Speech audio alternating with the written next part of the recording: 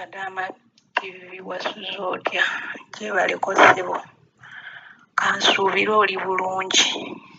Nange mbadde bulungi, kontulakiti yange ng'etambula bulungi, sirina buzibu. Naye obuzibu bwe mbusanze waawano, naakabusanga kati nga nkusindikidde.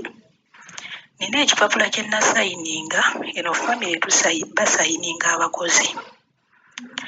Naye ekipapula kye nasayininga kati kale kyo kyaggwaako, naye nakitegeera bulungi. Ate omukadde yatambuddemu, kibeera mu nsawo ye. Kati yagenze nakyo, nekisobola kikubira kifaananyi. Nakisayininga bulungi nnyo ne kiggwaako era nakitegeera bulungi.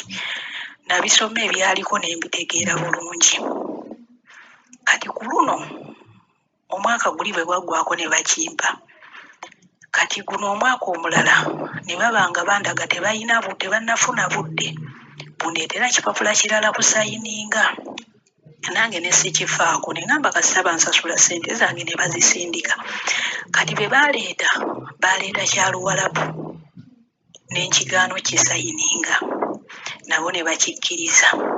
Kati bwe bazzeeko okuleeta kyekyo ekipapula Mr. Kadaama kye bakoze eki, kye bampeereza, kye bandeetedde. Naye ekipapula ekyo nkisomye, nze mu kutegeera okwange nsomyeko, njagala Kadaama TV ompawulemu ne bannange bampe ku magezi. Eno kontulakiti yange neetera okuggwaako, kuba omwaka guno bwe guggwaako eba eweddeko. Eno wansi gye kisembera, era yeeyo kye nsoose okukubira, gye kisembera. Ebigambo ebyo bye baawandiiseeko nze mbitafuse bulala, oba mbitafuse bulala simanyi.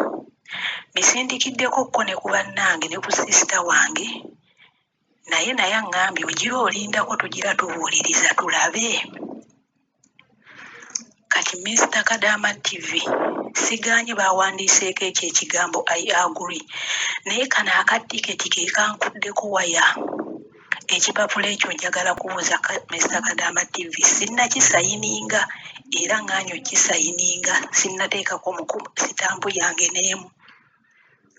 Naye kali akatiketi be nnaasayininga ekipapula ekyo, nze ndaba kindaga mbu tiketi baba baamaze oggingulira nga mmazeeko kontulakiti. Baba baamaze oggingulira, ate najja mu January ng'ennaku z'omwezi 19. Kati eyo risiiti gyetegereze ogirabe, endaga mbu ennaku z'omwezi nga 33 ogw'Ekkumi n'ebiri 2011, mba sikyalina kye mbabanja.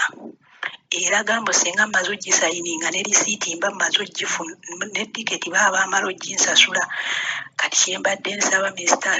Kadaama TV, bannange bampe ku magezi. Nyamba onteereyo bampe ku magezi ng'obudde bukyali. Saagala sayininga kintu kye sitegedde. Nsaba mumpe ku magezi bannange, nkole ntya? Kale sijja gamba mbu famire gye ndimu ebadde mbi, ebadde nnungi. Nkutwaliza obusigaanyi waliwo obusoomooza naye ebadde nnungi. Ngende era nnimu akagamba singa bangulira, era baŋŋambirawo omuwala wa wano yaŋŋamba, bw'omalako kontulakiti eno tubadde twagala oddeyo omwezi nga gumu okomewo osayininga endala. Nze sirinaamu buzibu ekyokudda, naye njagala nsooke ndabe ssente zange ddala gye ziri, kuba twajja kukola ssente Mr. Kadaama, twajja kukola ssente. Naye oyinza okuba ekyeyo myaka emeka, myaka 4, n'otuuka nga ssente zo kalasi nga tolina ky'olaba. Mbadde njagala nsooke nzireyo keeka mmale nkomewo obukomi. Naye nsaba Mr. Kadaama ebigambo ebyo obisome bulungi nnyo, obyetegereze, ombuulire bitegeeza ki, era nsayininge oba sisayininga. Kuba boosi wange, saponsa wange be yanzigye Uganda yandeeta kulabirira maama we, era gwe ndabirira.